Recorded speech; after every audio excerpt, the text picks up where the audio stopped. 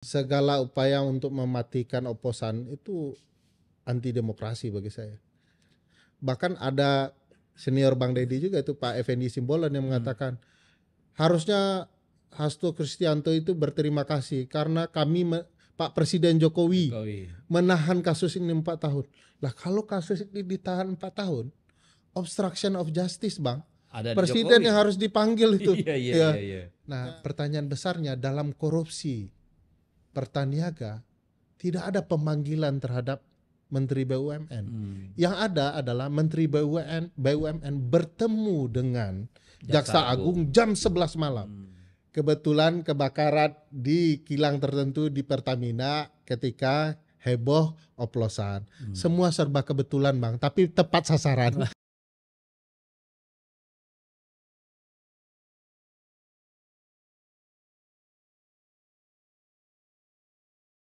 Jumpa lagi di channel DS TV. Mudah-mudahan belum terlalu kangen dengan kita. Ada Bung Ferry Amsari di sini, tepuk tangan dulu dong. Kita lagi-lagi ngobrol-ngobrol, walk the talk, tapi bukan walk. Kayak si Ada mantan. tagline baru ya. Ada tagline baru. Oke Bung, ini udah lama kita nggak diskusi nih. Tapi saya mau mulai pembicaraan kita dari soal IKN dulu. Ya, soal IKN ini kan kita agak kebingungan ini. Ini kan ada pasal peralihan di Undang-Undang Nomor 3 Tahun 2022 tentang Ibu Kota Negara. Ya. Yang menyatakan sampai nanti siap itu IKN, maka Perpres keluar, maka Jakarta tetap sebagai daerah khusus ibu kota. Ya. Tapi ada Undang-Undang DKJ juga lagi. Ini sebenarnya duduk perkaranya seperti apa nih secara konstitusi? Itu karena pembuat undang-undang, Abang dan teman-teman dan pemerintah tidak betul-betul mengkaji IKN dan peralihan ke ibu kota negara baru. Kejadian uang tidak cukup itu menunjukkan memang tidak ada analisa mengenai dampak ekonomi dan keuangan. Padahal kan ada RIA ya, Regulatory Impact Assessment, pendekatan politik dalam pembentukan undang-undang. Kira-kira uang cukup tidak? Uang pas tidak? Ya, ada roadmap-nya lah harusnya. Jadi karena pemerintah sangat percaya diri ketika itu, lalu kemudian memaksakan harus ada undang-undang, lahirlah undang-undang. Ternyata percaya diri apa ngotot tuh? Terlalu ngotot kayaknya. Orang kan kalau overconfidence itu merusak ya. Jadi itu yang kita bisa lihat hasilnya ya berantakan seperti ini. Akhirnya semacam dilema simalakama ya. Kalau nggak dijalankan mati ibu, kalau dijalankan mati bapak begitu ya. Jadi kalau tidak dikatakan ada ibu kota negara baru, ada yang malu ya gitu ya. Kalau dipaksakan uang negara nggak cukup kan gitu. Jadi gubernur sekarang ini gubernur DKI apa gubernur DKJ? Ya pasti gubernur daerah khusus ibu kota, Bang. Masih gubernur DKI ya? Iya, masih gubernur DKI. Jadi kewenangan dan undang-undang yang melekat pada dia masih berlaku. Kan itu pasal peralihan. Ya. Peralihan hanya terjadi Jakarta dari ibu kota menjadi khusus Jakarta ketika terjadi peralihan ibu kota ke ibu kota negara baru di Kalimantan. Sepanjang perpresnya belum keluar, maka Jakarta adalah kota administratif ibu kota tetap, nggak ganti. Nah, tuh. Gitu ya. Jadi gubernur daerah DKI tetap gubernur DKI ya, seperti yang sebelum-sebelumnya. Sebelum-sebelumnya. Soalnya kita takut nih, karena ada yang nggak suka nih karena terpilih gubernur dari kita nih. Nggak bisa, Bang. Nggak bisa, undang-undang bicara begitu. Gitu ya. Tidak bisa karena suka tidak suka. Jadi gubernur yang sekarang ini adalah gubernur yang sah sebagai gubernur DKI. Karena dilantik juga sebagai gubernur DKI. Yes. Oke. Bayangkan Bang belum pindah-pindah, dia akan tetap jadi gubernur ibu kota. Jadi dan sampai kapan hak-haknya juga harus masih melekat ya. Ya sampai banjir pun mungkin belum selesai di sana. Iya, jadi karena kan masih bingung kita ya sebenarnya kan bagaimana sih kompleksitas dua undang-undang ini, undang-undang IKN dan undang-undang DKJ. Kan ada yang bilang undang-undang IKN itu apa katanya itu abuse due process katanya ya. Ya pasti ada dilema, Bang. Sekarang ada dua aturan di depan, mau apa yang mana yang dipakai. Misalnya akan timbul perdebatan ketika kan kewenangan wakil presiden cukup signifikan di undang-undang DKJ, terutama daerah satelit Jakarta dengan berbagai kepentingannya. Nah, itu di mana, bagaimana? Nah, bagi saya sebelum ada proses peralihan Jakarta sebagai daerah khusus Jakarta, tidak lagi ibu kota, ya tidak bisa. Yang berlaku ya tetap Jakarta sebagai. Jadi ini namanya undang-undang menggantung atau menggantang ya. Undang-undang tidak jelas lah. Nah, emang suka kali yang nggak jelas-jelas ini. Jadi jadi soal ibu kota sepanjang Kepres belum keluar, Perpres belum keluar, yang memerintahkan seluruh instansi pemerintah ya ada di IKN, maka tetap berlaku Undang-Undang Khusus Ibu Kota Jakarta. Itu seperti gongnya ibu kota sudah pindah. Nah, jadi kalau itu belum ada, belum bisa, Bang. Ya memang serba gelap-gelap semua ini ya. Wajar kalau itu karena hobi memaksakan sesuatu yang tidak perlu dipaksakan. Ya karena terlalu kuat. Dulu kita ingin sistem presidensial diperkuat, kalau sekarang mah kelebihan gas dia, remnya yang nggak ada nih. Kalau remnya blong. gas. Ada rem ya susah kan. Gasnya hilang, kita kejedut semua nih. Nah dalam konteks itu, gimana Bung Ferry melihat pemangkasan anggaran ini? Katanya efisiensi, tapi kan kalau saya melihat efisiensi itu artinya mengurangi biaya pokok, kan gitu nih. Harga pokok produksi, ya kira-kira kan gitu nih. Kalau sekarang kan dipukul rata 16 nomenklatur anggaran, pangkas semua sekian persen. Istilah efisiensi kalau kita baca Undang-Undang Keuangan Negara bukan istilah yang khusus ya. Memang itu perintah bahwa penyelenggara negara siapapun dia harus melakukan efisiensi dalam penggunaan keuangan negara, dalam budgeting dan implementing ya. Nah, yang saya khawatirkan istilah efisiensi yang disampaikan oleh pemerintah punya kecenderungan untuk ya katakanlah pemanfaatan keuangan dalam jumlah yang lain. Misalnya yang saya baca, kenapa dibicarakan efisiensi, ditarik uang untuk kebutuhan berbagai kelembagaan sebesar 750 triliun. Nah, nanti angkanya berubah-ubah, ini hobi pemerintah juga ya. Nah, ada sekitar 20-an triliun untuk dipakai kepentingan makan bergizi gratis, MBG. Sekarang sudah ada yang bercanda, Bang, makan bergizi berbelatung. Karena ada hanya di beberapa tempat ada dapat hadiah ekstra. Itu kan teman-teman, proteinnya tinggi tuh belatung. Teman-teman netizen iseng ya mengkritik kebijakan itu hanya 20-an triliun, Bang. Tapi ada besaran anggaran yang luar biasa 320-an triliun untuk penanaman modal BUMN yang namanya Danantara. Jadi ini bukan efisiensi, ini narik dana untuk nanam modal, yang juga kita lihat ini model ya permainan keuangan yang penuh tanda tanya ya. Kita meragukan itu. Revisi Undang-Undang BUMN, gimana menurut Bung Ferry? Super kilat, Bang. Ini kalau mahkamah konsisten ya, Bang. Kalau ada yang mengajukan permohonan gugatan judicial review formil ya, prosedural pembentukan undang-undangnya, ini harusnya dibatalkan, Bang. Karena tidak melibatkan publik, tidak ada hak publik dalam partisipasi bermakna itu dijalankan. Hak untuk didengarkan, memberikan pendapat, diberikan alasan kalau kemudian tidak disetujui gitu ya. Semua hak itu hilang. Nggak ada namanya jaring asmara ya, aspirasi masyarakat. Nggak ada, Bang. Debat publik. Nggak ada forumnya. Bahkan, Bang, ketika undang-undang sudah dinyatakan diundangkan, orang butuh beberapa hari dapat ini barang. Persis sama dengan Undang-Undang Cipta Kerja. Yang beda itu Undang-Undang Cipta Kerja dulu kan banyak selipnya ya. Salah tulis, salah ini. Nah sekarang belum, hanya lambat saja kita mendapatkan untuk diberikan masukan. Jadi bahkan diundangkan. Ada soal transparansi di situ ya. Ada soal transparansi. Padahal kalau dilihat kan keterbukaan informasi untuk partisipasi publik itu pasal 96 Undang-Undang 12 dan turunannya itu mengatakan harus ada partisipasi publik. Bagaimana kita mau partisipasi, Bang, barangnya tidak dapat? Ya betul. Apa yang mau dipartisipasikan ya? Jadi memang kayaknya udah kebiasaan itu super kilat semua Super pembentukan kilat, undang-undangnya sejak Omnibus buru-buru. Law ya. Ya sejak Omnibus Law ya diikuti dengan berbagai undang-undang turunnya. Lain. Minerba juga KPK, Ya. KPK dulu ya. KPK dulu yang KPK sebenarnya.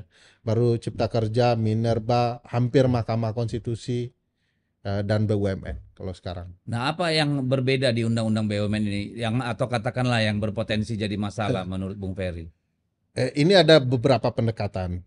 Pendekatan pertama soal tanggung jawab perusahaan. Ya. Yang kedua hak menguasai negara. Memang di pasal 33 Undang-Undang Dasar Bang dikatakan bahwa bumi, air dan isinya dikuasai oleh negara. Timbul teori hak menguasai negara (HMN) begitu ya. Dan diperuntukkan sebesar-besarnya bagi kemakmuran rakyat. Nah, hak menguasai negara dalam BUMN itu dijalankan, tapi ada yang berbeda. Dulu wakil pemerintah itu ada di Menteri BUMN sebagai pemegang modal atau sebagai RUPS, dia yang menentukan kalau dia 100% kan. Nah sekarang berganti di pasal 3A ya, pemegang kuasa itu ada di presiden. Ditaruh di diri presiden langsung. Ditarik ke atas ya. Nah, konsekuensinya apa itu? Konsekuensi nggak ada yang berani kalau terjadi penyimpangan di bawah Bang. Oke. Baik apakah fraud, kelalaian dan lain-lain, korupsi dan segala macamnya, tidak akan ada yang menyentuh orang yang paling bertanggung jawab Bang. Dan memang katanya di undang-undang itu mereka terlepas dari kewajiban karena itu harta negara yang dipisahkan. Tidak bisa dipidana, tidak bisa dilaporkan luar biasa, betul Bang.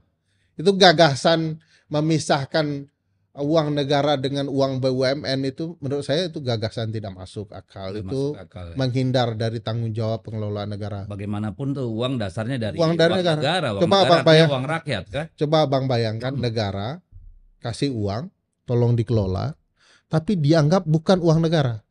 Kayak Ferry Amsari, Dedi Sitorus lah yang duitnya agak lebih banyak ya. Kasih duit ke Ferry Amsari, terus dianggap itu bukan uang Dedi Sitorus, gimana perasaan Abang? Ya. Kalau dirampok gua nggak bisa. Nggak bisa. Ya. Atau saya lalai lah, Bang kita bisnis Bang, kasih modal, Abang kasih, terus tiba-tiba gagal kacau, terus bilang Anda tidak bisa ikut campur, ini bukan uang Anda lagi, lah uang dari saya kok. Jadi begitu juga logika ini anehnya bagi saya. Iya.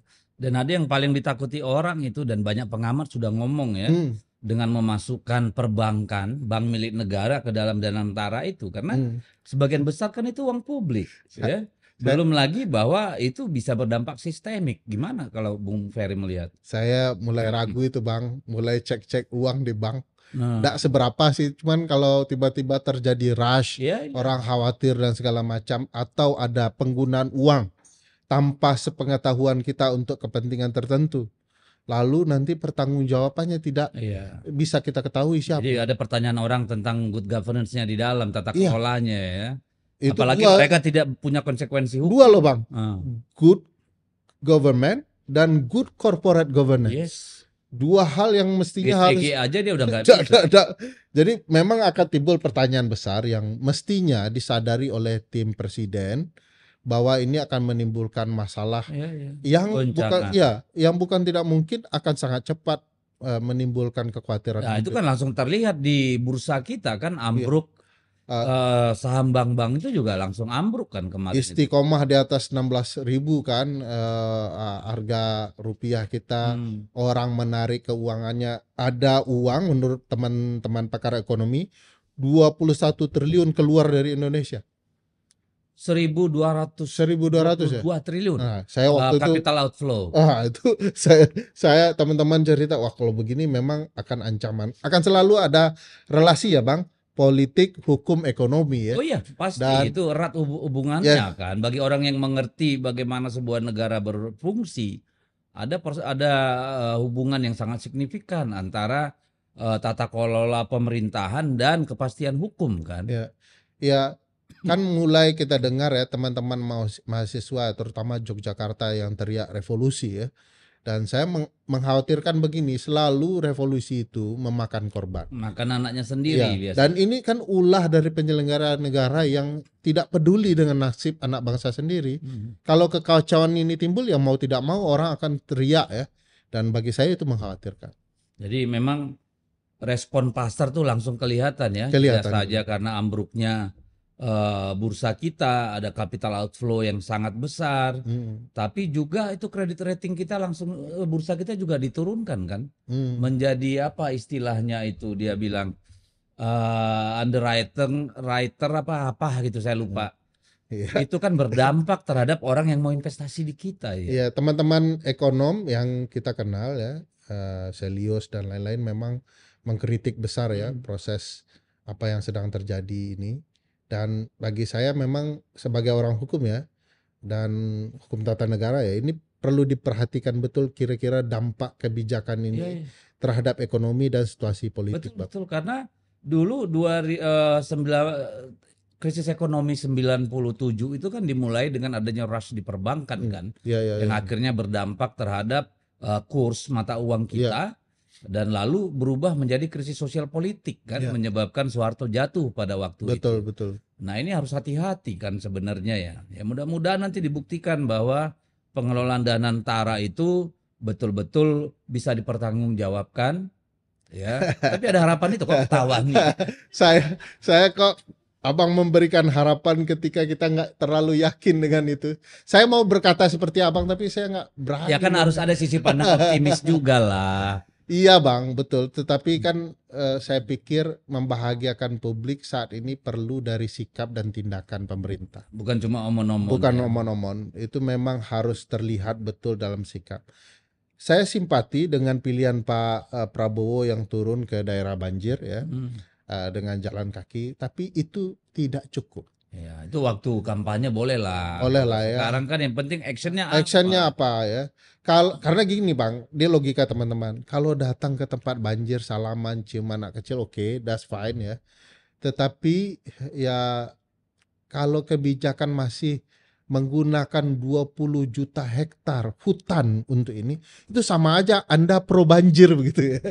Betul. Jadi memang publik di luar tidak paham dengan kebijakan. Dia senang ya didatangi pimpinan siapa tidak ya. Karena kan pemimpin populis selalu menjadi konsekuensinya begitu ya. Emang tapi kemudian kalau kita lihat dari berbagai kebijakan kita tahu ini hanya omon-omon saja. Oke, nah ya memang terlebih apalagi kalau kita lihat kasus oplos Pertamina, iya kan?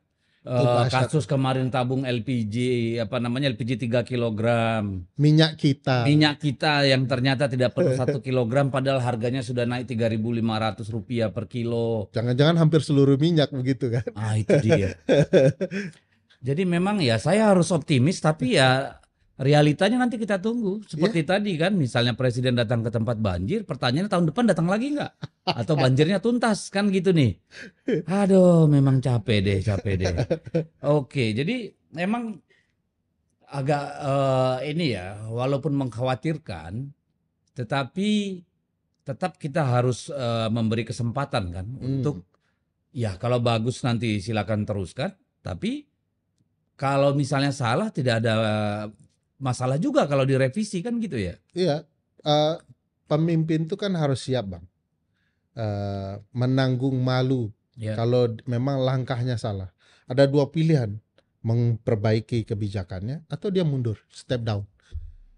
Nah kalau step down jangan udah salah kebijakannya minta periodenya ditambah lagi malah. Kalau step down kan kita pusing Bang, karena yang akan menggantikan lebih bermasalah lah ya. Apa namanya itu, nauzubillah min zalik lah itu ya. Jangan sampai lah.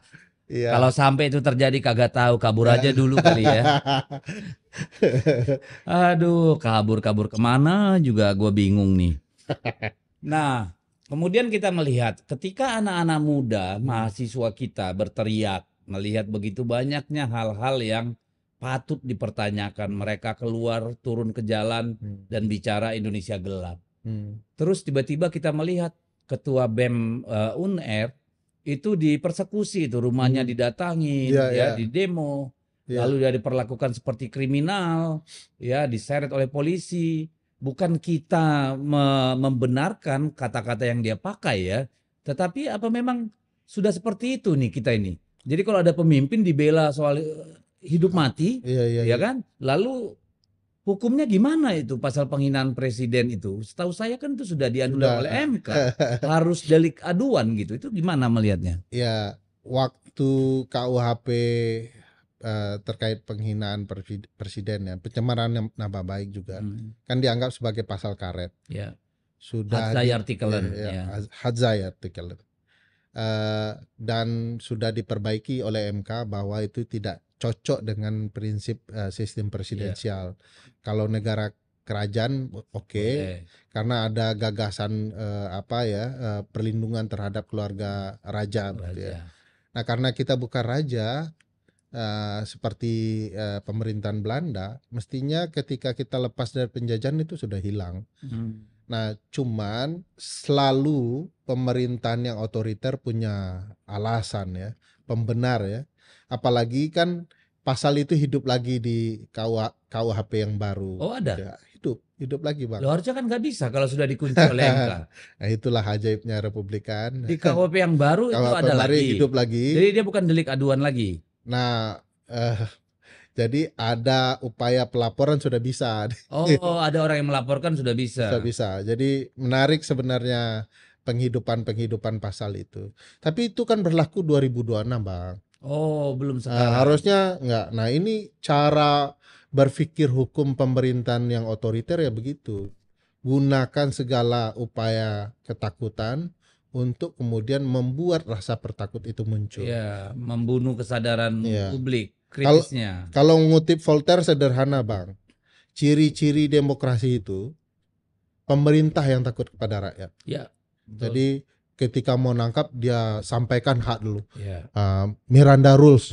Anda berhak begini. Kalau salah mereka akan menerima konsekuensi, ganti kerugian, dipecat mereka dan segala macam. Nah, kalau pemerintah otoriter sebaliknya, Bang. Rakyat yang takut pemerintah. Datangilah, diberikan rasa pertakut, diancam, dipersekusi dan segala macamnya. Dan ini yang dipersekusi bukan sembarangan. Ini presiden BEM loh.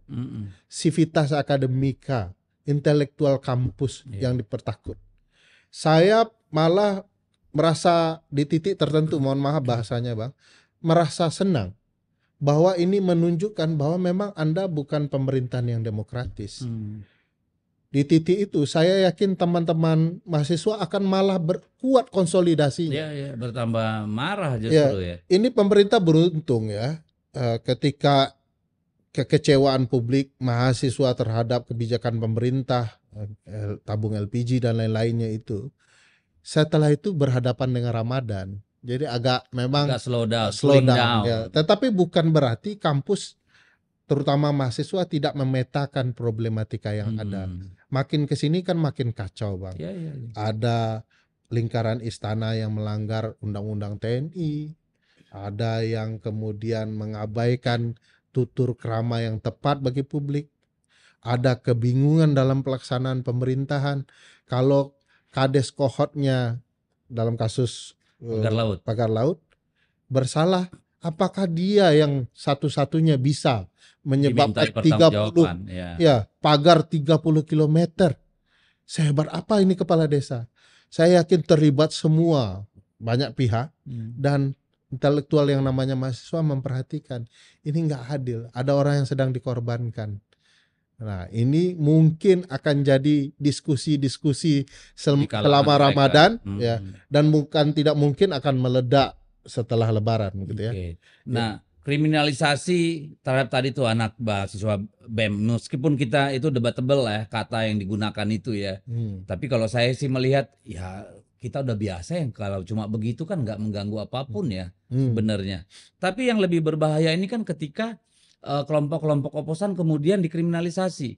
Ambil contoh Tom Lembong, kasus Sekjen PD Perjuangan Hasto Kristianto, ya.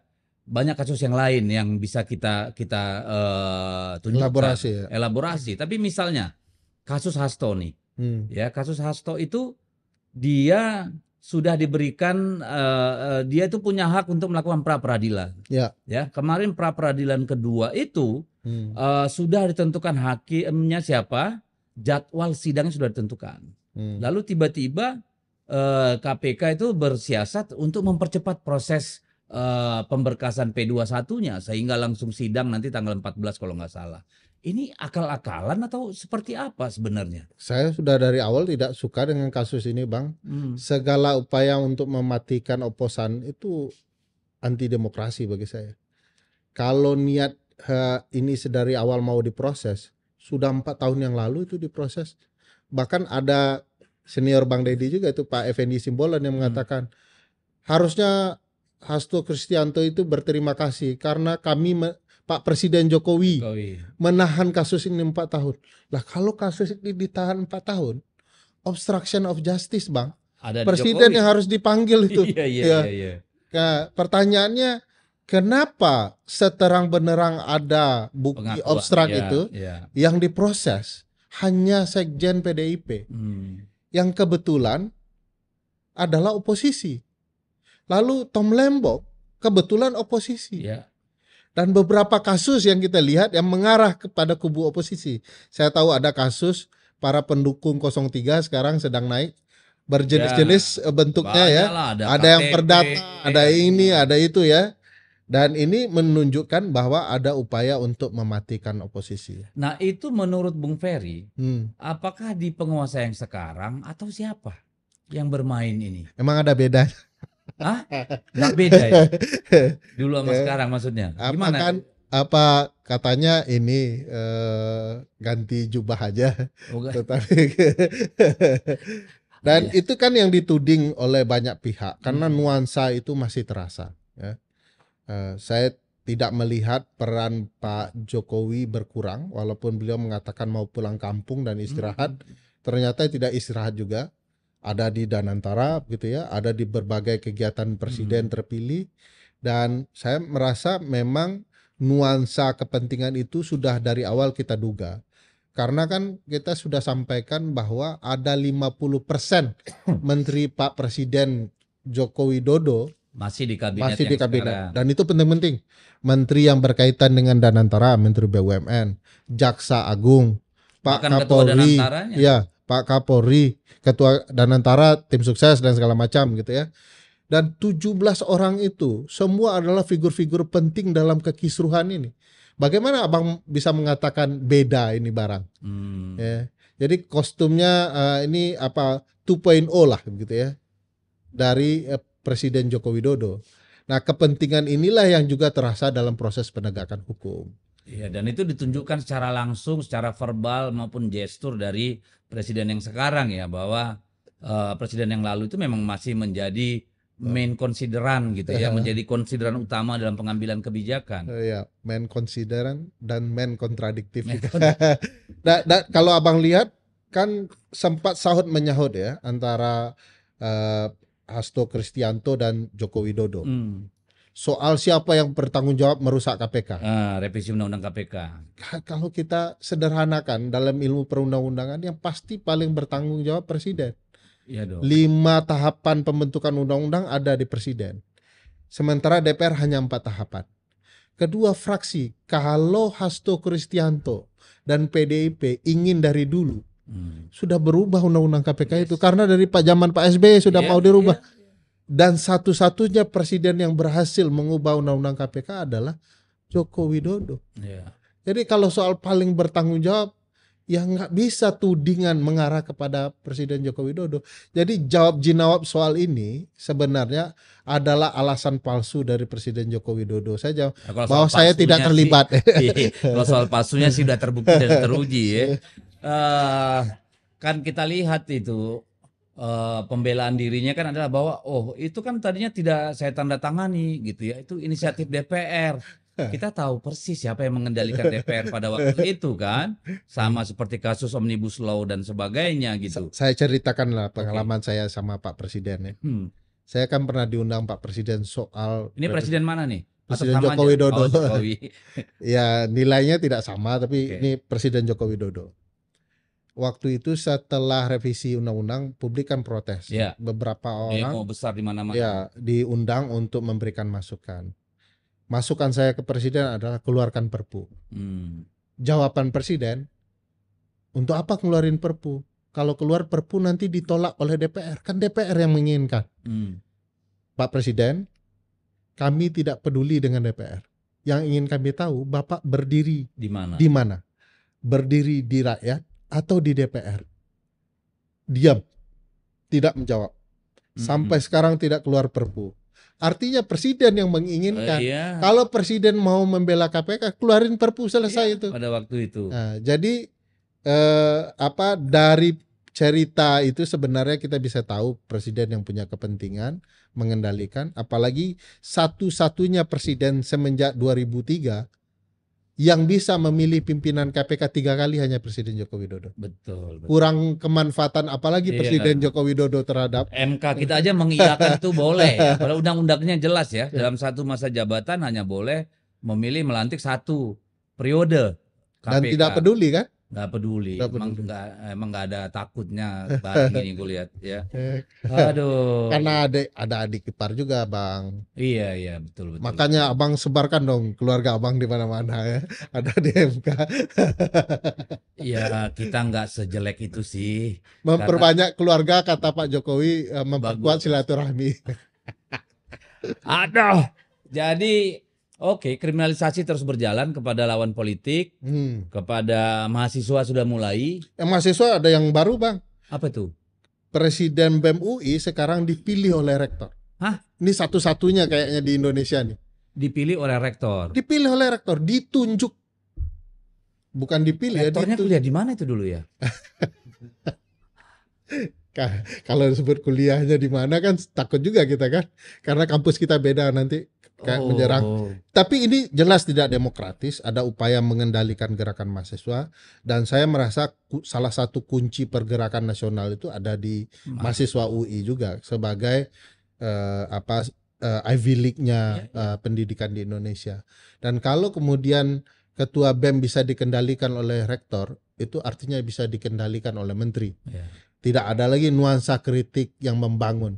Tidak ada lagi cita-cita Sohogi soal mahasiswa ya, bahwa mereka adalah brahmana intelektual yang kalau terjadi keributan mereka akan segera turun gunung.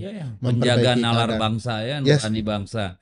Ya oke. Jadi kalau kepada pihak yang berseberangan itu hukum begitu kuat, di sisi lain kita melihat bahkan pimpinan-pimpinan, katakanlah politisi-politisi yang sudah ditengarai terlibat dalam urusan-urusan rasuah nih, korupsi, malah terpilih jadi menteri lagi dan nggak ada pergerakan tentang itu. Kalau Abang mau kaitkan dengan kasus yang paling dekat, Pertamina, ini menarik. Pertaniaga ya, dalam kasus oplos ini, dalam konteks Undang-Undang BUMN, Undang-Undang 19 tahun 2003, itu pertanggungjawaban kan ada di menteri. Pasal 1 huruf 5-nya, angka 5-nya mengatakan bahwa menteri adalah pemilik modal. Ya. Dan dia bertanggung jawab dalam pasal 14-nya karena dia adalah RUU PS itu sendiri. Nah, pertanyaan besarnya dalam korupsi Pertaniaga tidak ada pemanggilan terhadap Menteri BUMN. Yang ada adalah Menteri BUMN bertemu dengan Jaksa Agung jam 11 malam. Jadi ada drama koruptif yang dipampangkan di depan publik sedemikian gamblang, dan kita seolah-olah bilang kayaknya Republik memang tidak adil. Ini memang sedang kacau-kacaunya proses penegakan hukum. Yang saya tahu di kuliah saya S1, Bang, kalau kita adalah penegak hukum dan pihak yang berperkara atau setidak-tidaknya berkaitan dengan perkara kita datang, ditolak itu, Bang. Untuk menjaga marwah penegakan hukum. Jadi bayangkan Abang kaitkan dengan kasus oposisi begitu garang, lihat kasus ini tidak ada kegarangannya, Bang. Bahkan kemarin mereka yang teriak, mereka juga yang memadamkan tuh. Apa tuh, Bang? Soal oplosan dan blending. Jadi blending itu. ya. Iya. Kan jaksanya sekarang malah merevisi itu. Temuan Tempo, Bang, temuan teman-teman Tempo menjelaskan bahwa proses yang mereka sebut blending itu terjadi bukan di tangki milik Pertaniaga, Pertamina atau apapun, BUMN ini, tapi terjadi di perusahaan pihak ketiga, perusahaan swasta ini. Pertanyaannya, bukankah itu oplosan namanya? Blending itu kan resmi. Iya. Yang nyampur-nyampur sama oplos apa bedanya sebenarnya? Sebenarnya sama, Bang. Cuma kan satu dilakukan oleh perusahaan resmi, satu tidak gitu ya, tindakan mencampurkannya itu. Jadi ini satu dianggap pakai ilmu, satu tidak pakai asal-asalan gitu, tidak resmi. Tapi kedua-duanya menurut saya punya problematika karena berdampak kepada pengguna kan. Nah, ini di perusahaan, di tangki yang lain. Nah, ini kan sudah terang benderang sebenarnya harus disebut oplos. Tapi kan sekali lagi perlu diperhalus bahasanya. Supaya Deddy Sitorus tidak marah-marah kan. Nah, ini apa-apaan nih kan. Ini blending Pak Deddy. Blending sama oplosan itu beda. Jadi kenaikan harga dengan penyesuaian harga itu beda. Pemangkasan dengan efisiensi itu beda. Ya memang semua serba berbeda sekarang ini. Tapi kita melihat nih, di samping banyak oposan yang kemudian harus berhadapan dengan hukum, tapi banyak juga kejadian penghilangan kayaknya ini menurut kecurigaan orang. Katanya tadi kilang swasta itu kebakar. Terus di Kemendigi apa itu Komdigi ada kebakaran juga. Kemarin di ATR BPN terbakar. Ya. Ini lama-lama di mana tempat ada masalah kebakar semua. Kalau menggunakan istilah Abang soal oplosan dan blending yang dibuat-buat itu, ya ini kalau kita mau kebetulan kebakaran di Komdigi adalah lantai tempat penyimpanan data judi online dan lain-lain. Kebetulan kebakaran di ATR BPN ada kaitannya dengan pagar laut dan lain-lain. Kebetulan kebakaran di kilang tertentu di Pertamina ketika heboh oplosan. Semua serba kebetulan Bang, tapi tepat sasaran. Nanti kita tunggu nih soal manipulasi minyak kita jadi kurang dari 1 kilo itu terbakar lagi nanti. Nanti ada lagi yang terbakar Bang. Ini gaya model preman pasar lama Bang. Iya ya. Ketika pasar rakyat ini cara pikir mafia ini ya, cara pikir preman. Aduh, makin gelap.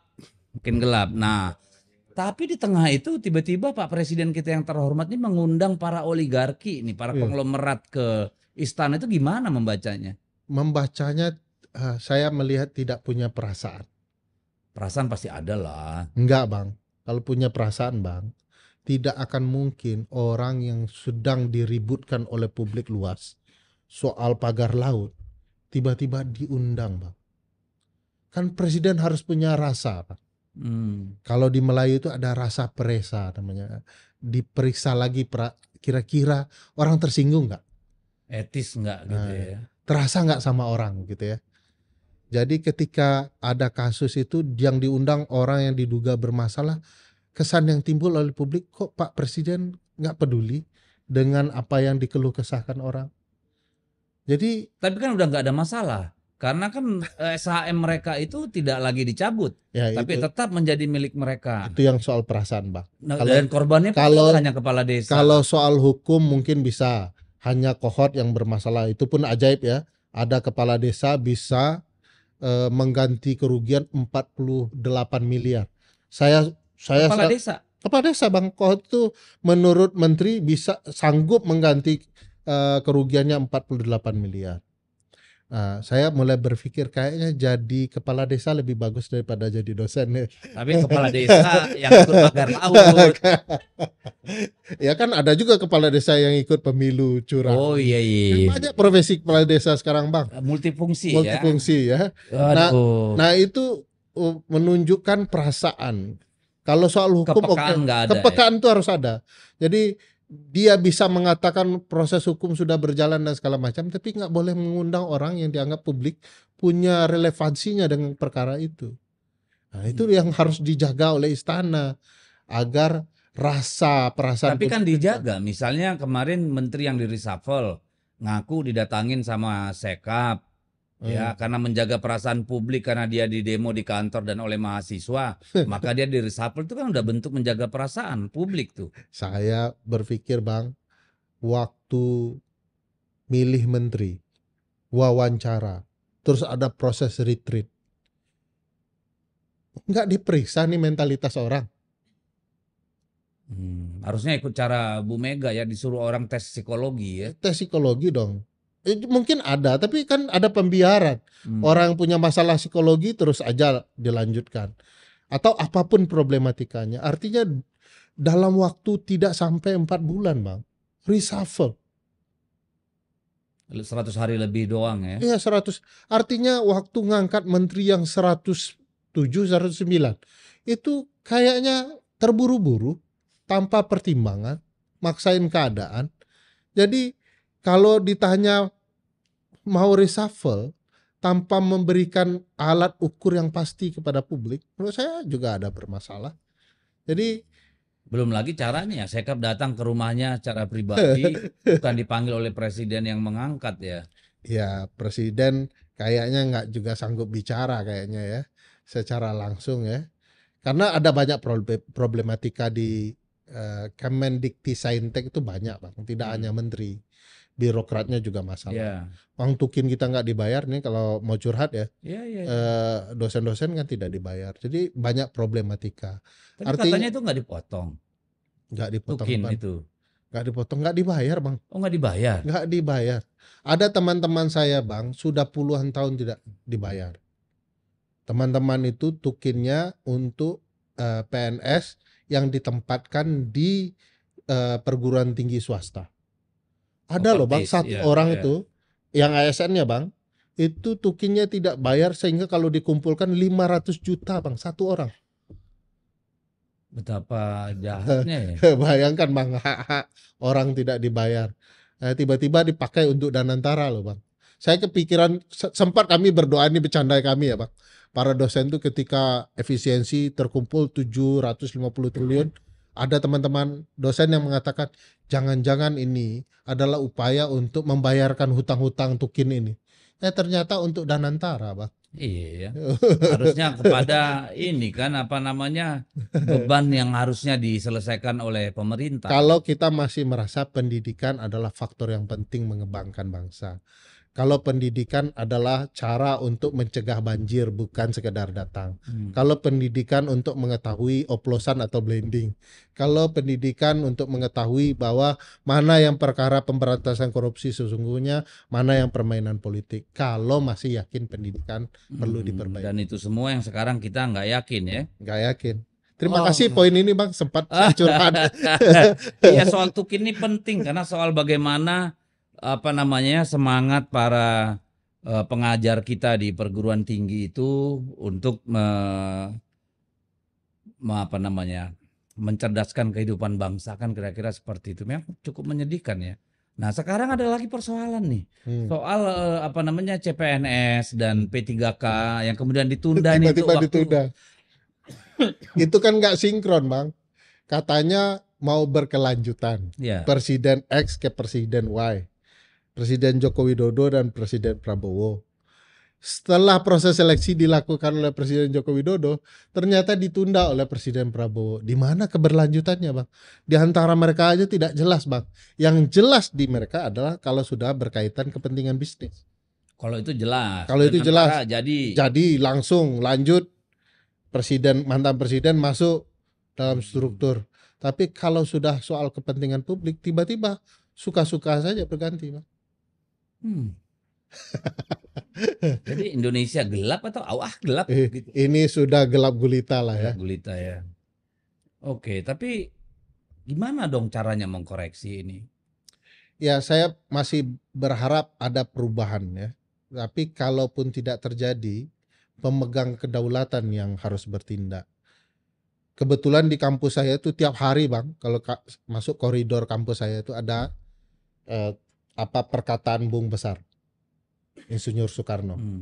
Kata Insinyur Soekarno, kedaulatan tertinggi di atas presiden adalah rakyat. Di atas kedaulatan rakyat adalah kedaulatan Tuhan yang Maha Esa. Daulat rakyat tidak akan berkembang menurut saya, tidak akan betul-betul dimiliki rakyat tanpa rakyat sendiri meminta pertanggungjawaban kedaulatannya kepada pemimpin. Gak bisa pasif. Ini di bulan Ramadan nih, Bang, dan kebetulan agak berjenggot. Saya mau ngutip satu hadis penting bahwa tidak ada yang dapat mengubah nasib suatu kaum kecuali kaum itu sendiri. Artinya kalau rakyat ingin menunjukkan bahwa penguasa tidak boleh macam-macam, tidak boleh aneh-aneh, maka rakyat sendiri yang akan mengatakan bahwa kembalikan kedaulatan kami, Anda tidak patut lagi, kami akan serahkan kepada orang yang patut. Ya, cuma persoalannya kayaknya rakyat yang di jalanan dengan rakyat yang di dunia maya ini buzzer-buzzer masih kalah jumlah ini. Buzzer itu menang di gaung, Bang. Namanya orang diberi modal ya. Buzz ya. Buzz ya. Dengungan aja. Dengungannya di mana-mana. Tapi rakyat yang di jalanan itu, walaupun kita melihat ya mereka belum sepenuhnya bersatu, tetapi ini kan gelombang aksi luar biasa, Bang. Untuk Indonesia Gelap itu ada 3 gelombang, Bang. 1 mahasiswa, NGO dan masyarakat sipil, satu lagi orang yang selama ini mungkin tidak ikut dalam berbagai aksi. Ada teman-teman motor ya, ada teman-teman musisi karena tiba-tiba bayar kan. Seluruh teman-teman musisi, Bang, rata-rata kalau naik panggung setelah peristiwa bayar-bayar itu nyanyi lagu bayar-bayar, Bang. Malah jadi tambah turun ke jalan ya. Anak-anak motor turun, Bang. Berbeda harinya. Ini kalau dot-dot ini ada yang menyatukan, Abang bisa bayangkan apa yang bisa terjadi di Republik ini. Tapi jangan-jangan gitu loh, jangan sampai. Gak kebayang saya berharap revolusi atau apapun namanya tidak terjadi. Negara yang membenahi diri, harus kesadaran mereka. Sebab revolusi selalu memakan korban, baik rakyatnya maupun pemerintahnya. Iya.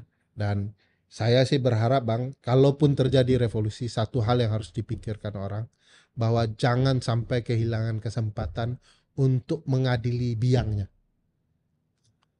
Biangnya. Siapa ini biangnya? Ya, yang selama ini diteriakkan adili Jokowi kan. Jadi jangan kehilangan kesempatan nih. Kita kehilangan kesempatan Soeharto dan lain-lain. Kayak dulu mengadili Benito Mussolini ya. Yes. Oh enggak lah, jangan sampai kayak begitulah. Itu kan digantung di alun-alun, Pak. Kita kan punya proses hukum. Mengadili, Bang, bukan eksekusinya saya. Abang langsung ke eksekusi. Aduh. Kalau teman saya nggak usah dieksekusi begitu. Kata teman saya yang koruptif keluarga nepotisme itu digantung di bundaran HI. Setiap rakyat boleh meludahinnya. Itu bercanda ya. Jangan dianggap serius itu. Nanti ada pula buzzer yang macam-macam. Kita tadi Bung Ferry bilang adili Jokowi, tapi dia mau bikin partai nih, Partai Perseorangan TBK. Iya, terbuka ya. Terbuka kan TBK. Kita tahu yang namanya partai itu kumpulan orang kan. Dia partai terbuka TBK. One man one vote tuh kayak apa? Memang perusahaan kayaknya. Memang perusahaan ya. Saya pikir itu hanya istilah untuk mencoba menarik, menarik dan menjebak publik ya. Seolah-olah ada partai yang betul-betul akan menyuarakan. Menjadi milik anggotanya. Dia sendiri berpartai tidak beres begitu ya. Banyak problem. Tuh, ya. Sekeluarga lagi yang dipecat. Jadi banyak problematika. Tapi hebat juga, Bang. Zigzagnya, terutama di Medan kan.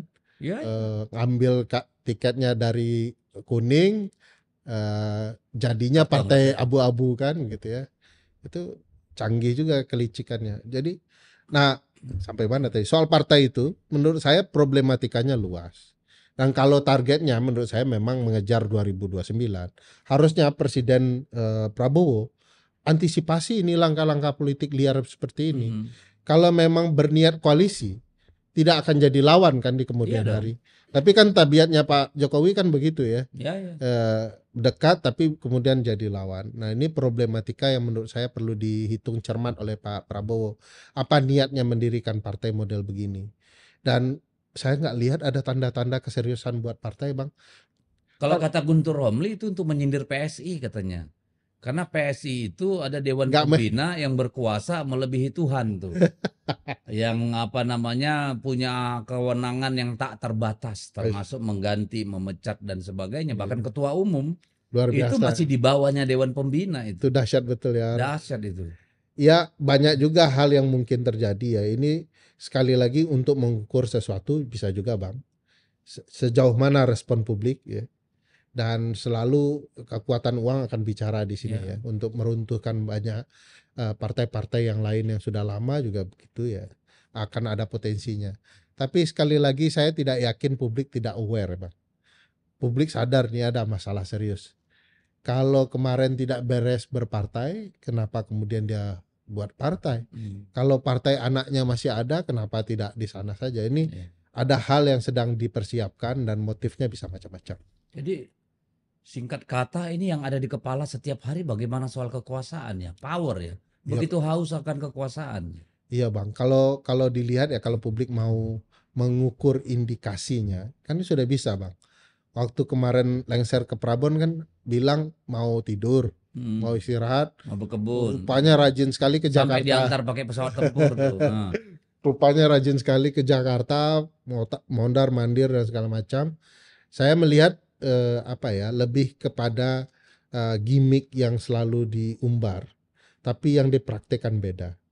Ini mau istirahat ternyata sibuk ya. Mau tidak ada bisnis, banyak bisnisnya. Anak tidak terlibat politik, ikut terlibat semua. Nah sekarang mau mendirikan partai TBK, jangan-jangan tidak TBK begitu ya. Jadi banyak hal yang kemudian patut dipertanyakan publik. Sebagian besar menurut saya buktinya terpampang di mata publik sendiri. Tergantung kita mau jujur kepada diri kita sendiri, atau kita mencoba memasang tirai di mata kita bahwa Pak Jokowi benar kok, orang salah paham saja.